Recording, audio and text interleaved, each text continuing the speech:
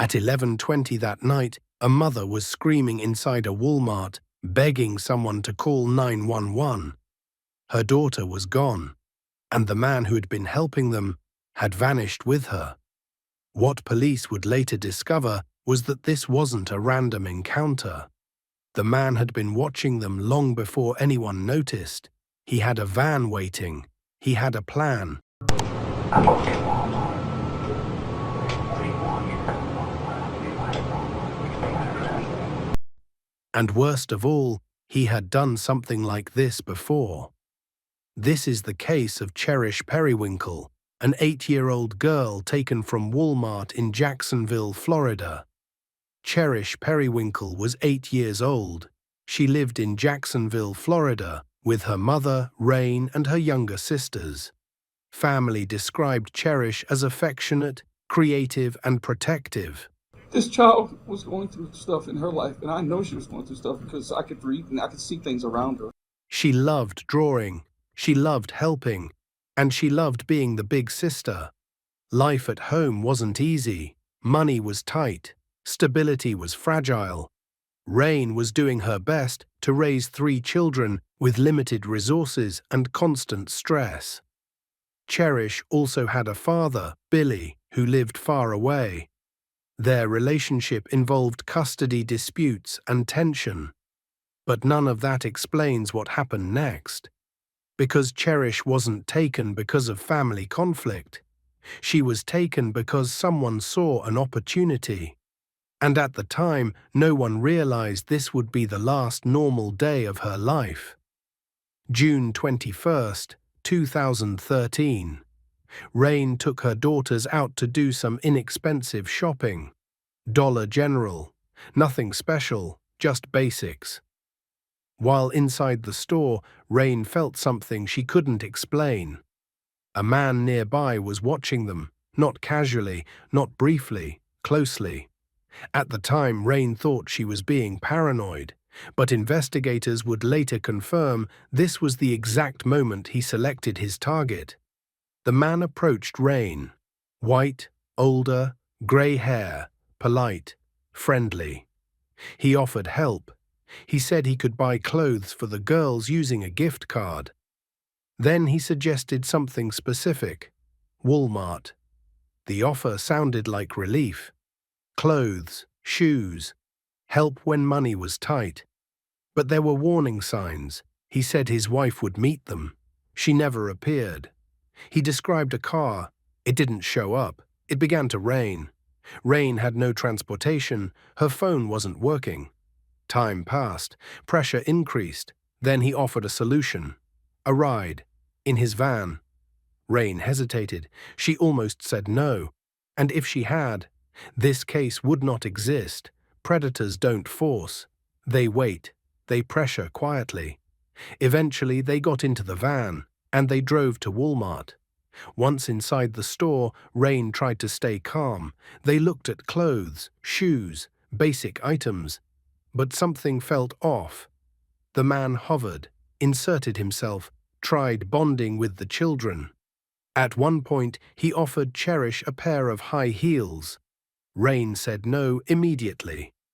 When you first noticed the defendant inside the Dollar General? I was in the shoe aisle trying on shoes with my children. I looked to my right and he was standing in the doorway looking right at us. Time passed. The store was approaching closing time. Then the man created separation. He said he was going to McDonald's. It sounded normal, simple. But the goal wasn't food. It was distance. Specifically at any items of clothing inside the Dollar General? Yes. What were you looking at? It was a little black and white dress that I saw. At this point, it's important to understand something. Most child abductions don't happen fast. They happen quietly, while adults are distracted, and children trust the wrong person. What did he say to you when you walked out the front door of the Dollar General? If you really want that dress, I'll get it for you. Did he make any other comments to you about your children? Yes. What did he say? He said, you look like you have your hands full. I have a couple of little ones. Rain focused briefly on helping another child with shoes. Just a moment. She would later say the silence felt wrong before she even turned around. And when she did, Cherish was gone. Panic set in immediately. Rain screamed for help, begged someone to call 911. Tell you his wife was coming? I kept asking him where she was. What was his response? She's coming. Did he tell you how she was coming? I asked him, what does she drive? He said a gold car. You were waiting to see if his wife came to give you the gift card. Yes. Did it begin to rain at some point while you were waiting for his wife to arrive in this gold car? Yes. What were the children doing? They were playing with their umbrellas and running around, having fun. Just doing what kids would do? Yes. Minutes passed before assistance came. When she finally reached emergency services, she told them everything. A stranger, a van, an offer of help. He got snappy with me because I wouldn't get in the van. What do you mean he got snappy with you? Describe that for me. He had an attitude. He said, you don't have to do this. And he asked if I wanted to see his driver's license. Don insisted that he didn't have any bad intentions.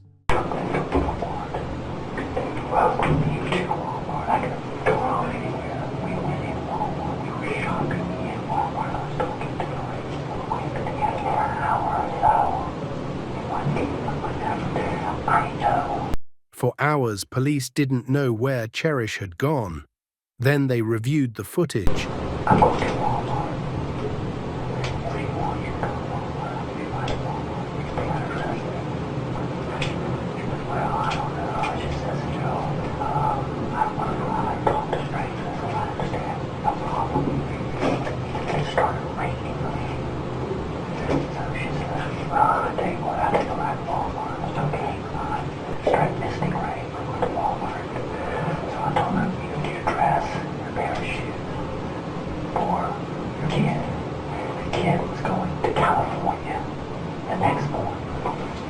Did you have a cell phone at this time? Yes. Did you have it on you? Yes. Was it functioning or was it working? No, it wasn't working. Why? Because my 5-year-old daughter, Destiny, put it in the cat water to wash it. She told me.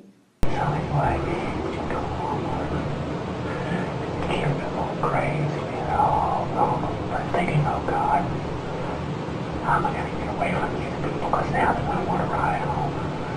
I want to ride home. I'm sure you're close. At some point while you were shopping inside the Walmart, did the defendant make any mention to you about getting some food? Yes. What did he say and how did he say it? He used his hand and he said, I'm going to McDonald's. What do you want to eat? I went to the shoe section because my 5-year-old Destiny wanted a pair of shoes, a bigger size. Did you continue to shop for the girls and look at clothes and things of that nature? I was just looking at the shoes. And then I started to walk to the front of the store. Had you heard an announcement about the store would be closing? Yes, And what time was the Walmart actually closing that night? 11 o'clock. At some point, did you seek help from the Walmart employees and try to call the police? Yes, I was yelling, call 911. My daughter's been taken and no one would help me right away. It was around 11:20 at night when Rain finally got through to 911. Her voice was shaking as she reported Cherish missing. Jackson 911, Robinson. Hi, I'm at Walmart. I'm in turn. I think I've been taken. What do you mean? I can't find her. And you say you at the Walmart on Lim Turner? Yes, I am. Okay, where did you last see her at? Walmart. I met a man today at Dollar General. He saw that I was struggling to buy them some clothes.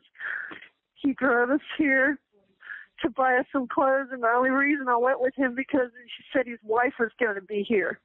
Because I told him I don't take rides with strangers. Okay, ma'am. What color shirt? I don't remember what clothes she's wearing because I'm panicking right now. I'm trying not to panic. Okay, and she was last seen with this man? Yes, he said he was going to McDonald's, and he hasn't been there because the store is closed right now. Okay, is he a white man or a black man? A white man. He's got white short hair, and he's got dark eyebrows. You said dark short hair? No, he's got white hair and dark eyes. I had a feeling about him when I first met him, and he took her to the dressing room twice, and I was hoping that she would be okay. And I was looking at the shoes, and I didn't want him to think that I was overly protective, freaking out. But now they're not here, and I find it very odd because he knew that. Oh, okay, ma'am. What color vehicle does he drive? It's a white van. Do you remember any stickers or anything on the side of the van? Anything that you can remember at all? Did it have tinted windows or anything? I know he's got carpet in the van. I didn't take a good look. Sorry. And he said what? I didn't take a good look at the van. Okay. Do you remember did you see any tag on it or anything? Was it a No. Florida tag? No, I didn't look at that. I feel like a fool. Okay. Can you remember what he had on? No, I don't remember anything because I'm panicking right now. Okay, ma'am. What's your name? He said his name is Dawn. He said he was supposed to meet his wife here, and his wife never showed up, and I couldn't figure out why. His wife didn't even show up at Dollar General. And he told you that y'all were going to meet his wife at the Walmart? Yes. First, she was supposed to show up at Dollar General, and then he was going to meet with her at Walmart. And we've been here probably 2 hours on the plane. And he knows, as I told him this, he knew when the store was closing. I had a bad feeling about him. Okay, how long have you been looking for you? When was the last time you saw him? How long ago? About half an hour ago. So you've been looking for her for a half an hour? Yes. There's nobody in the store. And he knew the store was closing. He said he was going to McDonald's. She went with him. I should have told her to stay with me. He was going to the McDonald's inside the store? Yes, there's a McDonald's inside the store. He wasn't here. Oh. Okay, you have more kids with you? Yes, I have two. My other ones, I think he took her. Okay, ma'am, you think she's been taken. You say you have other kids with you? Yes, I do. And what they saw changed the case instantly. Surveillance video showed Cherish leaving the store with the man. A white van pulled out of the parking lot. Police moved quickly. The man was identified as Donald Smith. At first, his name didn't mean much, but when detectives pulled his history, one detail stood out, and it explained everything. Smith had prior allegations involving children. He had been in prison, and he had been released less than a month earlier. An Amber Alert was issued. Smith's van was spotted on Interstate 95. He was pulled over. Cherish was not inside. Police already knew what they were likely about to find. They just hoped. They were wrong. A tip led investigators to a wooded area near a church. K9 units were deployed. A dog picked up scent and led officers along a creek. And there, hidden under brush and debris, they found Cherish. The search was over. The questions were just beginning. Donald Smith was charged with kidnapping and murder. The evidence was overwhelming. The jury reached a guilty verdict. Smith was sentenced to death. But even after the verdict, one question divided the public. Could this have been prevented? Smith had been known, reported, released, and yet he was free long enough to take a child in a public place. Cherish wasn't taken because no one cared. She was taken because predators understand something most people don't. That danger doesn't need darkness. It doesn't need isolation. It only needs a moment of trust. And once that moment is gone, it can never be taken back. Rest in peace, Cherish. Thank you for watching True Crime Stories. If you value respectful, documentary-style true crime, subscribe for future stories.